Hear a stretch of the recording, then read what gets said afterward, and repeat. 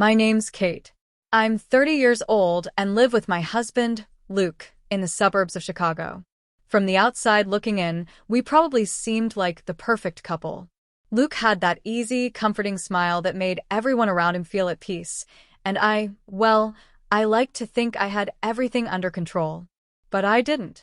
Not really. I just didn't realize how fragile it all was until the night everything fell apart. Luke was never the loud, outgoing type. He wasn't the center of attention, and he didn't always say much, but that was part of who he was. Quiet, thoughtful, a little reserved. In the beginning, I loved that about him. It made me feel safe, grounded, even in charge. I was the planner, the one who made decisions, handled the bills, chose where we went and what we did. It felt balanced, at least for a while. But somewhere along the way, that balance started to feel more like a burden. I began to feel like I was carrying everything, our plans, our home, our life, while Luke just floated along beside me. He didn't seem interested in anything. He didn't argue, didn't offer opinions, didn't act like he cared. And little by little, that started to eat away at me. It all came to a head one normal evening. He'd made spaghetti for dinner, and we were just sitting at the kitchen table like any other night. But I was exhausted, physically, emotionally, everything. The frustration that had been building for weeks finally spilled over. Luke, I started trying to sound calm. Can we talk about the bills again? You haven't helped with them in weeks. He looked up, his expression neutral, his voice soft. I'll get to it. I didn't think it was urgent. Those words, didn't think it was urgent, hit a nerve I didn't even know was still raw. My patience snapped. You never think anything's urgent. I shot back, my voice rising. I do everything around here, Luke. The bills, the house, us. And you just sit there acting like everything's fine. You're useless sometimes, you don't even notice what's going on. The words came out sharper than I intended, slicing through the air like a blade. And as soon as I said them, regret began to creep in. Luke didn't yell. He didn't even look angry. He just stared at me, those tired, sad eyes that looked more defeated than upset. Then he said quietly, I'm sorry.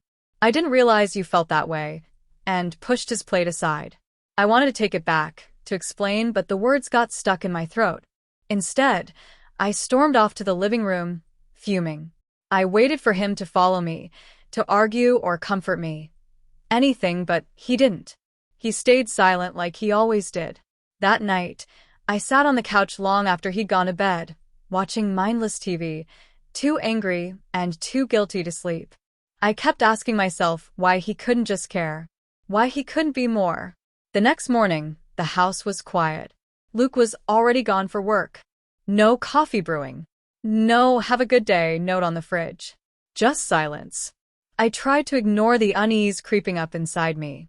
Maybe he'd just left early. Maybe he needed space. But when I got home that evening, something felt off. His shoes were still by the door. His jacket hung where it always did. Everything looked normal, except for the plain white envelope sitting on the kitchen counter with my name written on it in his careful handwriting.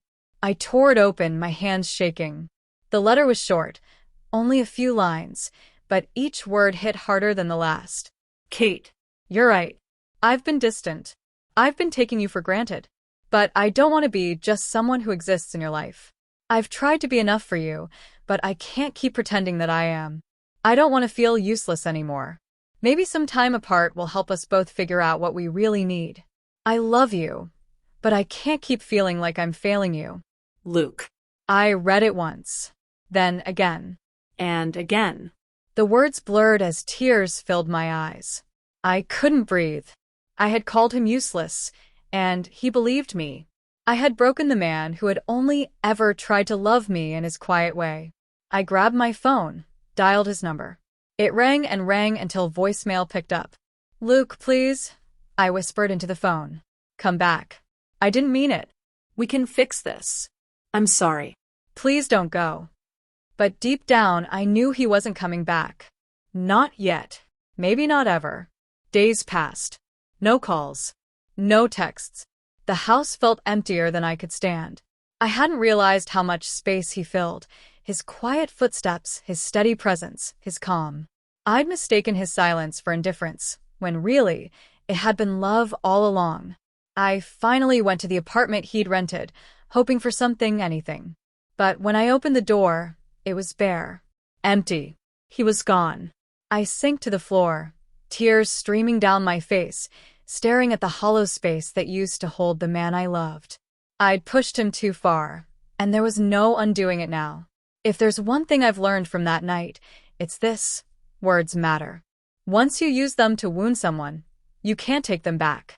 You can say sorry 100 times, but sometimes the damage is already done.